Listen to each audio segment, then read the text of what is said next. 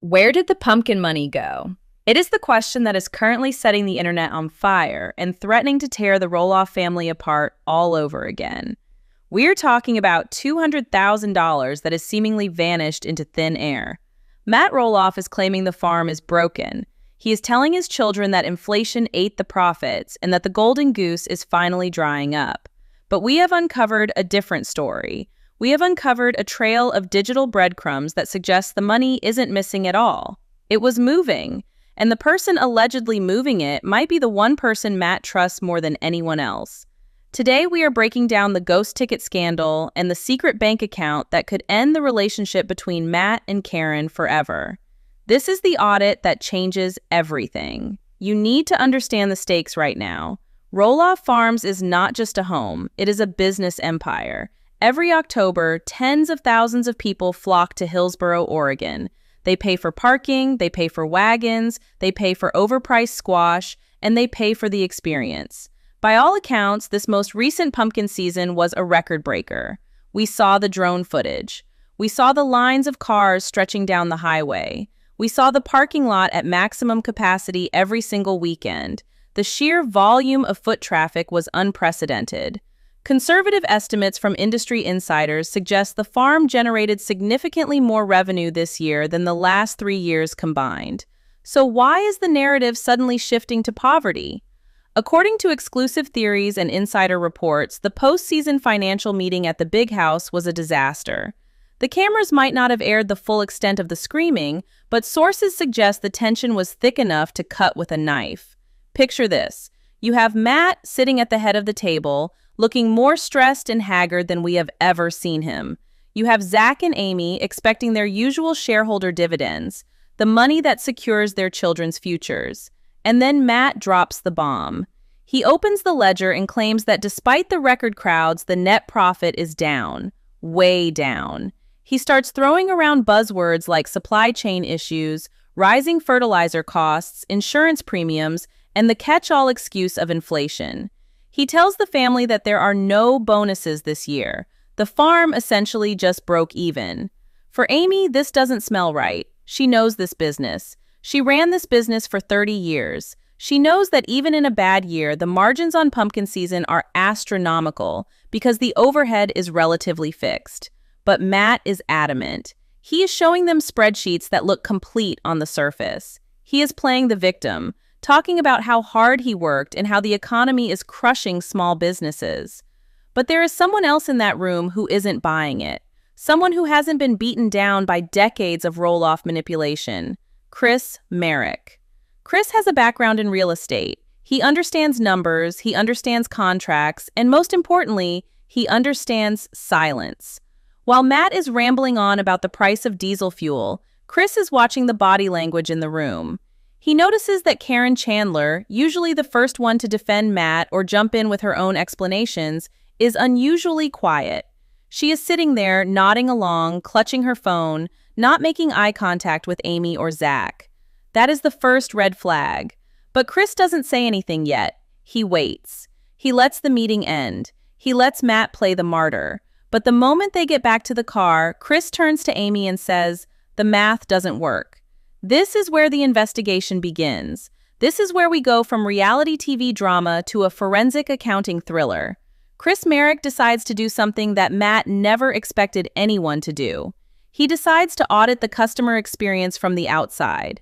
You see, Matt controls the internal spreadsheets. He controls what he shows the family, but he cannot control the digital footprint left by the ticketing system. A few days after that disastrous meeting, Chris sits down at his computer. He wants to see how the money flows.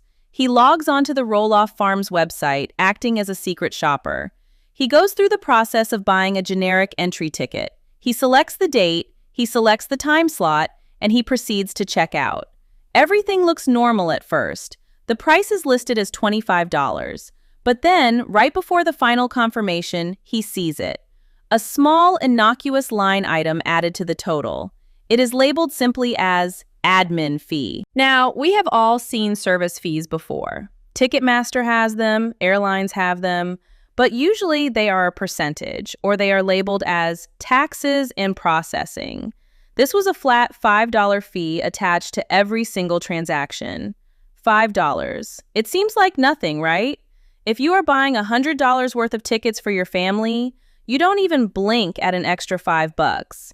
You assume it goes to the credit card processor or the website host. But Chris Marek is a real estate agent. He knows that standard merchant processing fees are usually around 3% plus 30 cents. On a $25 ticket, the processing fee should be roughly $1. So where is the other $4 going? And why is it labeled admin fee instead of tax? This is where the ghost ticket theory comes into play. Chris prints out the receipt. He doesn't stop there. He digs into the source code of the payment gateway.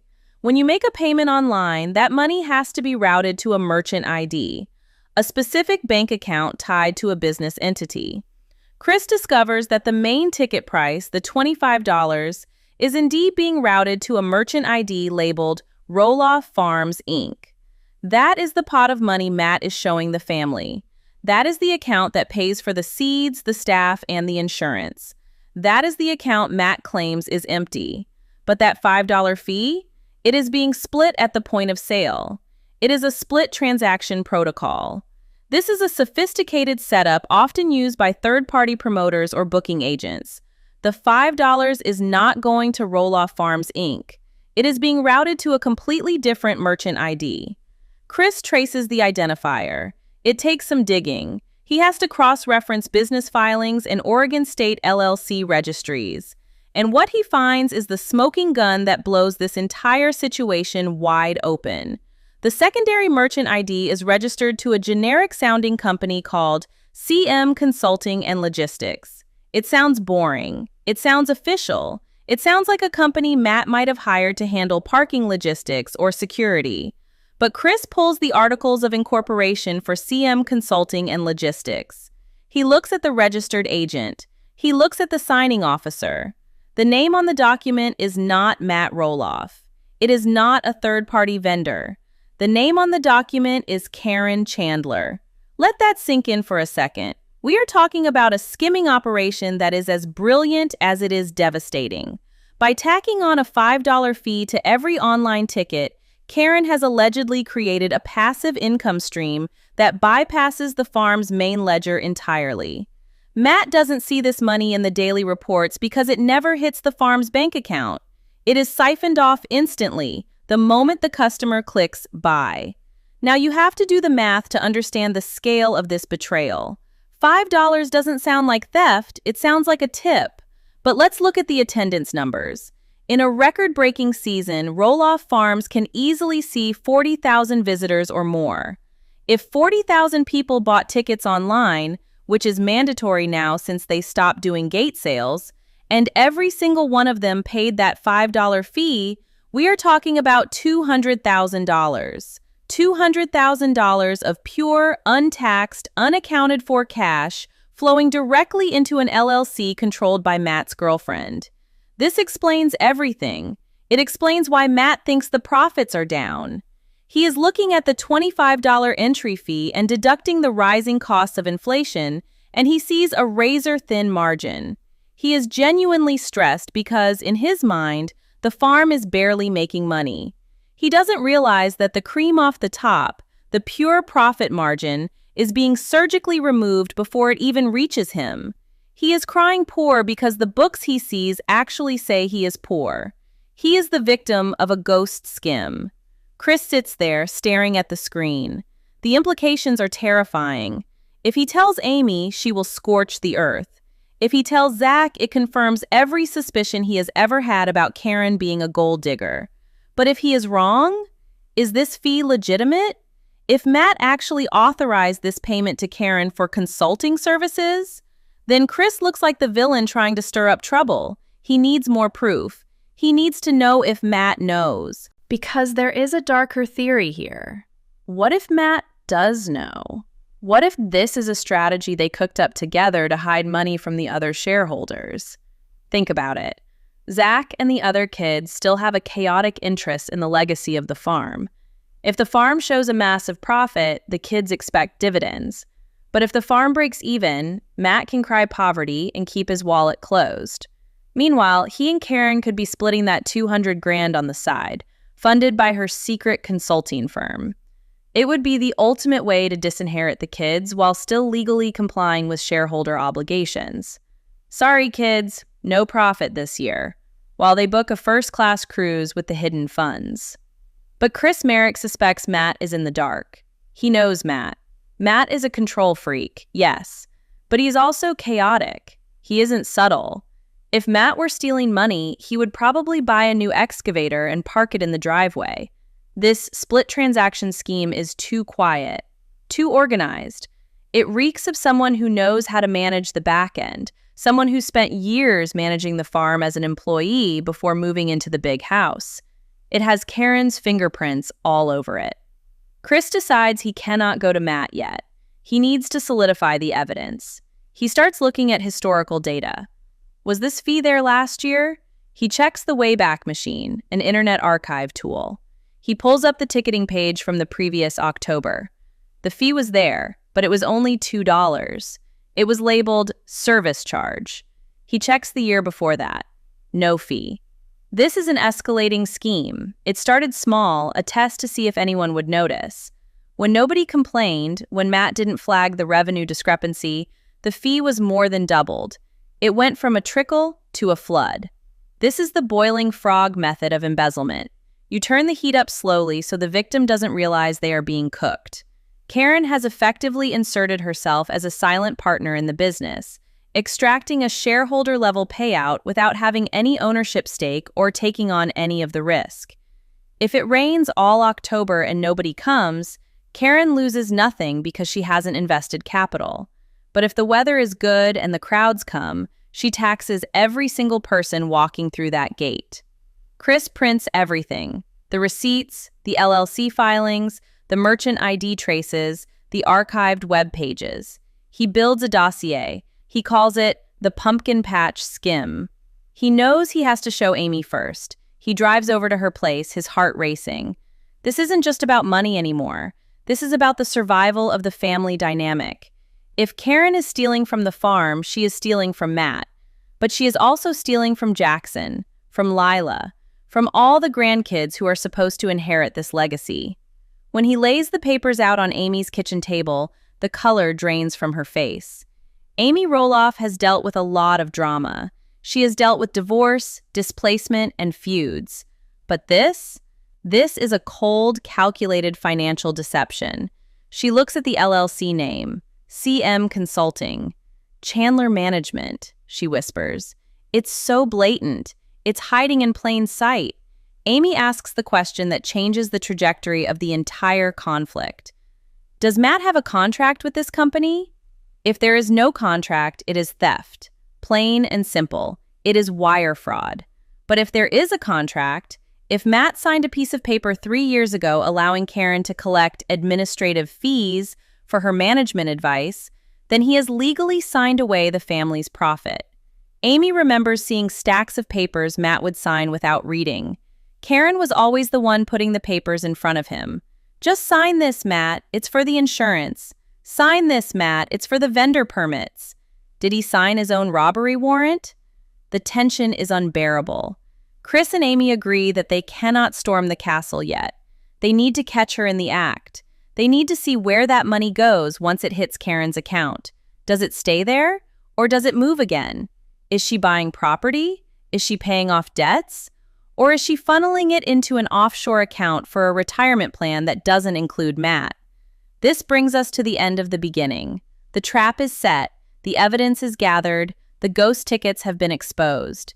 But the confrontation is looming, and nobody knows how Matt Roloff, the man who thinks he is the smartest person in every room, is going to react when he finds out he's been outsmarted by the person sleeping next to him. The drive to the big house is the longest mile Chris Marek and Amy Roloff have ever traveled.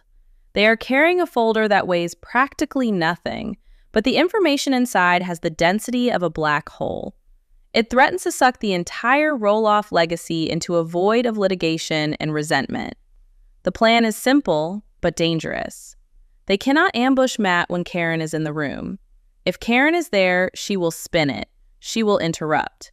She will use her uncanny ability to confuse Matt with fast-talking corporate speak until he doubts his own eyes. They have to catch him alone. They have to catch him in a moment of vulnerability. According to our sources, they waited until Caryn was reportedly in Arizona visiting her parents. This was the window. The state of the farm depression was still hanging over Matt. He was likely in his office, staring at those incomplete spreadsheets, trying to figure out which vendor he could pay late so he could afford the property tax bill. When Chris and Amy walk in, Matt is reportedly defensive immediately. He thinks they are there to badger him about the dividends again. He thinks Amy is there to demand the money he already told her doesn't exist. He starts his speech before they even sit down. "I told you, Amy, the margins are gone. Inflation, diesel, it's all gone." But Amy doesn't ask for money. She sits down, slides the folder across the mahogany desk, and asks a single, terrifying question. "Matt, who is CM Consulting?" The silence that follows is deafening. Matt looks at the folder. He looks at Amy. He looks at Chris. And he frowns. "Who?" he asks. He genuinely doesn't know. That is the moment Chris knows the theory is correct. Matt Roloff, the micromanager, the man who knows where every single screw and nail is located on that property, has no idea that a company called CM Consulting has been processing 20% of his gross ticket revenue. Chris steps in. He walks Matt through the digital paper trail. He opens the laptop and logs into the back-end view that he reconstructed. He shows Matt the split transaction. "Matt, look at this. The customer pays $25. $20 goes to you. $5 goes here." He points to the merchant ID. He pulls up the Secretary of State filing for CM Consulting. He points to the name on the bottom line, Caryn Chandler. Witnesses, or at least insiders privy to the aftermath of this meeting, describe Matt's reaction as a slow-motion car crash. He doesn't explode. He doesn't scream. He goes pale. He puts his reading glasses on and stares at the paper for a long time. You have to understand the psychological break happening here. Matt has defended Caryn to everyone. He defended her to Amy during the divorce. He defended her to Zach when the farm deal fell through. He blew up his relationship with his twin boys because he insisted Caryn was looking out for the farm's best interests. And now, staring at him in black and white, is proof that she was looking out for her own retirement fund. "She told me she was handling the ticketing fees," Matt reportedly whispers. "She said she found a new vendor that would save us money on the back end." That is the hook. That is the manipulation. Caryn didn't just steal. She framed it as a favor. She told Matt she was solving a problem, saving him from the expensive ticket platforms, while secretly installing her own toll booth on the digital highway. By handling the setup, she ensured Matt never looked at the source code. She counted on his technological illiteracy. She counted on him being too busy moving dirt and building barns to look at the merchant gateway settings. But then, the denial kicks in. Matt starts bargaining. "Maybe it's a mistake," he says. "Maybe this is a holding account. Maybe she put it there to pay the seasonal taxes." He grabs his phone. He is about to call her. Chris stops him. "Matt, look at the dates." Chris shows him the transfer logs. The money isn't sitting in a holding account. It is being swept out. Every Friday, like clockwork, the balance in CM Consulting is transferred to a personal checking account. It's gone. It's been spent, or invested, or hidden. This isn't a business strategy. It is a siphon. Matt puts the phone down. The reality sets in. He realizes that the reason he couldn't pay his kids, the reason he felt so poor despite the record crowds, was because his partner was scalping his own customers. He essentially realizes he has been played for a fool. And for a man with an ego the size of Matt Roloff's, that is a fate worse than bankruptcy. But here is where the story takes a dark, legal turn. Amy speaks up. She reminds Matt of his position. "Matt, you are the majority shareholder, but I still have a stake in the legacy, and the boys have a rightful expectation of competency. If you allowed this to happen, even by accident, you are liable." This is the audit threat. If the other shareholders found out that Matt's negligence allowed his girlfriend to embezzle $200,000, they could sue him for breach of fiduciary duty. They could force a sale of the farm to recoup their losses. They could remove him as the operator. Matt suddenly realizes he is fighting a war on two fronts. He has been betrayed by Caryn, but he is also vulnerable to his own family. He is cornered. The tension in the room shifts from discovery to damage control. Matt asks Chris and Amy to keep this quiet. "Give me 24 hours, he begs. "Let me fix this." He wants to confront Caryn himself. He wants the chance to hear her explanation before the world finds out. Amy, surprisingly, agrees, but she gives him an ultimatum. The money has to be back in the farm account by the end of the fiscal year.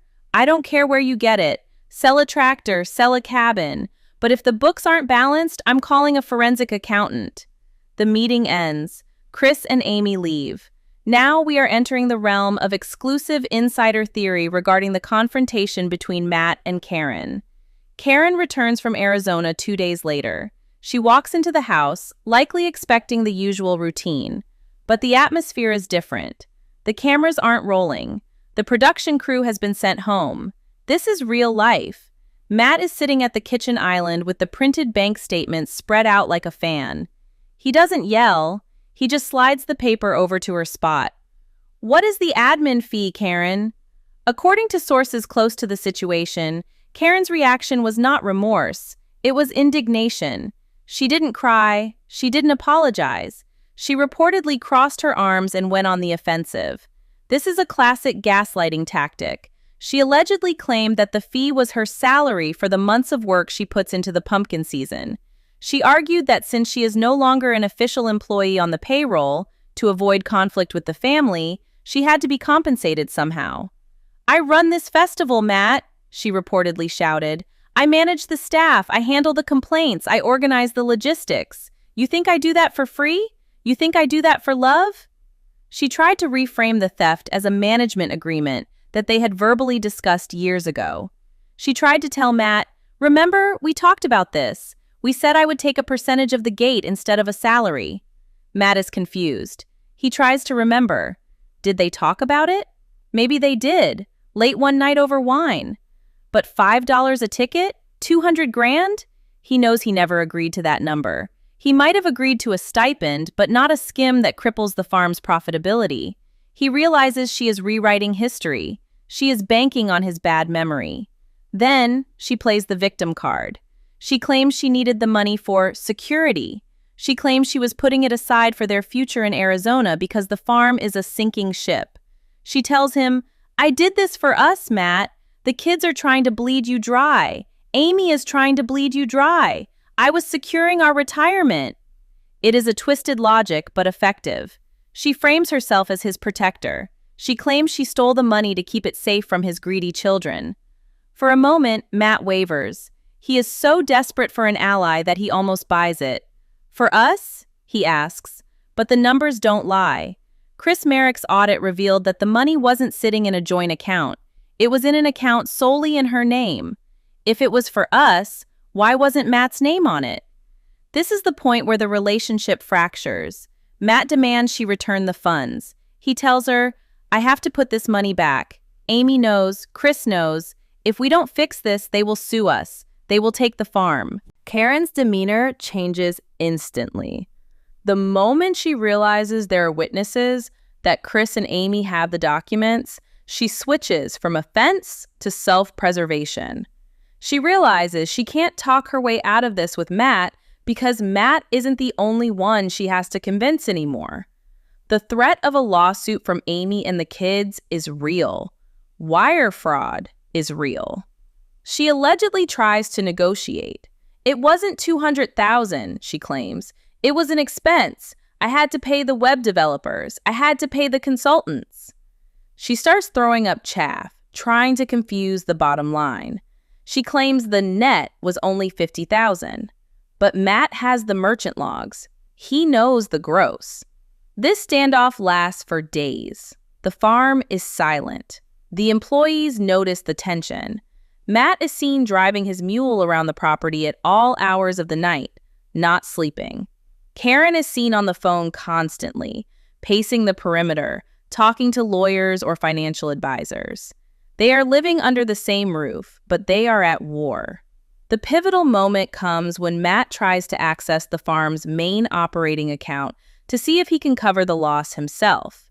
He is going to write a personal check to the business to silence Amy and make the problem go away. He is willing to eat the loss to save face and save his relationship. But when he looks at his personal liquidity, he realizes he is cash poor. He has tied up everything in the new house build. He doesn't have 200 grand liquid to bail Caryn out. He goes back to her. "I can't cover it, Caryn. You have to wire the money back, now." And this is where the alleged bombshell drops. Caryn tells him she can't. The money isn't liquid. She didn't just put it in a savings account. She spent it. Or, more accurately, she invested it in assets that are not easily liquidated. Rumors suggest she used the pumpkin money as a down payment on a property in Arizona, a property that is in her name only. She used the farm's revenue to buy her escape pod. Matt is floored. He is staring at financial ruin. If he admits to the family that the money is gone and unrecoverable, he proves their worst fears true. He proves that he let a fox into the henhouse.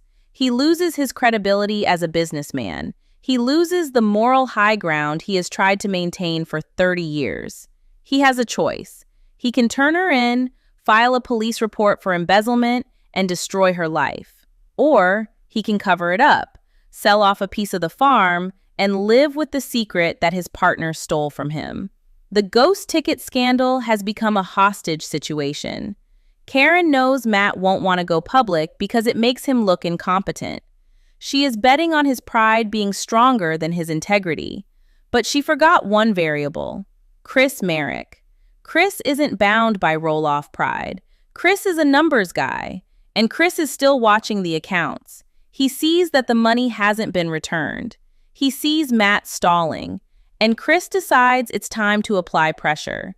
He leaks a rumor to a local business journal about accounting irregularities at Roloff Farms. Just a whisper, just enough to spook the creditors. Matt gets a call from the bank. They are freezing the line of credit until the end-of-year audit is complete. The walls are closing in. The pumpkin patch skim has triggered a chain reaction that threatens to bankrupt the entire operation. Matt realizes he can no longer protect Caryn. He has to choose between his girlfriend and his empire. The climax of this confrontation happens in the barn, the same barn where they film all the interviews. Matt calls Caryn out there. He has a document in his hand. It's not a marriage license. It's a repayment agreement and a non-disclosure agreement. He gives her an ultimatum that is brutal and businesslike. You sign this, admitting the debt, and you start a payment plan, or I call the sheriff. Caryn looks at the document. She looks at Matt. The love affair is effectively over at this moment. It is now a transaction. She grabs the pen. She signs. But as she walks away, she reportedly turns back and delivers one final sting. "You think you're the victim, Matt? You haven't paid me what I'm worth in 10 years. I just took what was mine." The scandal is contained. For now. But the money is still missing from the farm's operating budget, and the kids still haven't been paid. Matt is now frantically trying to move assets to fill the hole before Zach asks to see the books again. He is robbing Peter to pay Paul. The ghost ticket fee has been turned off on the website, but the damage is done. The question remains, how long can they keep up the charade? They are still filming. They are still pretending to be a happy couple. But look closely at the new episodes. Look at the distance between them on the couch. Look at how Matt flinches when she talks about finances. The trust is gone. They are bound together now not by love, but by a crime. A crime that Amy and Chris are holding over their heads like a guillotine. This leads us to the final act, the aftermath, the cover-up, and the inevitable collapse of the lie. Because you can hide a lot of things on a farm, but you cannot hide a $200,000 hole in the spreadsheet forever. Especially not when the next pumpkin season is just around the corner and the kids are demanding an independent auditor. The ink was barely dry on the non-disclosure agreement when the real scramble began. We are now entering the final, most volatile phase of the ghost ticket scandal, the cover-up. You have to understand the position Matt Roloff was in. He had a signed confession from Caryn Chandler admitting that the consulting fees were unauthorized. He had an ultimatum from Amy and Chris to replenish the farm account or face a forensic audit. But he didn't have the cash. The $200,000 was gone, sunk into Caryn's alleged Arizona real estate play. Matt had to perform a financial miracle, and he had to do it in 72 hours.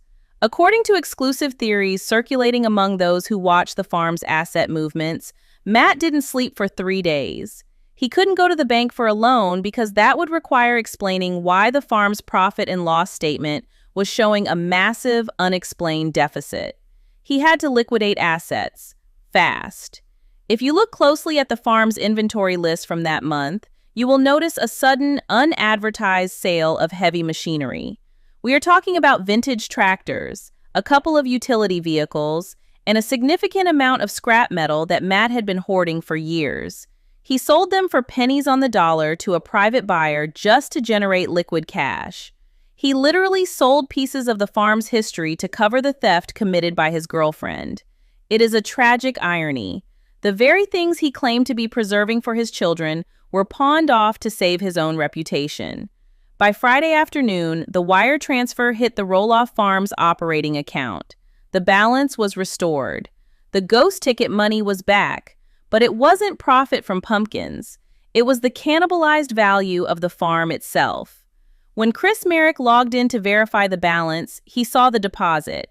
It wasn't labeled repayment from Caryn. It was labeled owner equity injection. Matt took the fall on paper. He made it look like he was putting his own money into the business to help it through a tough year. This was the master stroke of manipulation. By labeling it an equity injection, he stopped Amy from suing, but he also protected Caryn from public scrutiny. He fell on his sword to keep the peace, but the cost was astronomical. The next step was the narrative shift. They had to explain to Zach, Jeremy, and the other shareholders why the money suddenly appeared after Matt had spent weeks crying poverty. They couldn't say, Caryn stole it and gave it back. That would destroy the show, destroy the relationship, and probably lead to criminal charges. So they cooked up the clerical error theory. Matt called a family Zoom meeting. He looked exhausted. Caryn sat next to him, looking unusually humble, her hands clasped on the table. Matt told the kids that there had been a software glitch with the new ticketing vendor. He claimed that a coding error had routed a portion of the ticket sales to a holding account that hadn't been reporting to the main dashboard. He used a lot of technical jargon, merchant gateways, API errors, server latency. He tried to bore them into submission. He said, "Good news, everyone. The audit found the missing funds. The glitch is fixed. We can pay the dividends after all." The kids? They aren't stupid. Zach knows his dad. He knows Matt is always working an angle. But Zach also likes the dividend check. He has a family to support. So nobody asked too many questions. They took the money. But the trust? The trust was vaporized. You could see it in their eyes. They knew something dirty had happened, even if they couldn't prove the mechanics of it. They took the check, but they stopped coming around for Sunday dinner. But Amy Roloff was not satisfied with a check and a lie. She had won the battle, but she wanted to win the war. She knew that as long as Matt controlled the books, another glitch could happen next year. Maybe next time it would be parking fees. Maybe it would be the salsa sales. She needed a permanent safeguard. The following week, Amy and Chris presented Matt with a new operating agreement. This was the victory moment for the opposition. The document stipulated that going forward, Roloff Farms would no longer use Matt's personal bookkeeper. They would hire an independent, third-party auditing firm, one chosen by the minority shareholders. This firm would have real-time access to every merchant account, every bank login, and every expense report. Matt tried to fight it. He argued that it was a waste of money, that corporate auditors were too expensive for a family farm. But Amy held the leverage. She still had the dossier. She still had the screenshots of the CM consulting transfers. She essentially told him, "You sign this, or I release the files to the tabloids." Matt signed. This is the audit that changes everything. It means the era of the Roloff slush fund is over. Matt can no longer treat the farm's revenue as his personal piggy bank. Every dollar is watched. Every transaction is flagged. And for Caryn, this is the ultimate punishment. She is still there, yes, she is still filming, but she has been stripped of her power. She is no longer the manager in the shadows. She is a figurehead. She can't touch the money. She can't sign the checks. She is effectively working off a debt of honor, trapped in a relationship that has morphed from a romance into a hostage situation. Why do they stay together? That is the million-dollar question. If Caryn stole from him, why didn't Matt break up with her on the spot? The answer, according to our theories, is mutually assured destruction. Matt knows that if he dumps her, she knows where all the other bodies are buried. She knows about the zoning violations. She knows about the tax loopholes he's exploited for decades. She has been his confidant for too long. If he kicks her out, she talks. And if she leaves, he sues her for the repayment of the loan he took out to cover her theft. They are stuck in a cold war, smiling for the cameras, holding hands in the interviews, but watching each other like hawks the moment the director yells, "Cut." The season finale ended with a shot of the pumpkin patch, empty and quiet. Matt gave a voiceover about resilience and family enduring hard times. But we know the truth. The resilience wasn't about the weather or the economy. It was about surviving a betrayal from within. The farm survived, but the family dynamic is shattered. The ghost ticket scandal proved that in the world of Roloff Farms, the biggest threat isn't inflation or competition. It's the greed of the people sitting at the dinner table.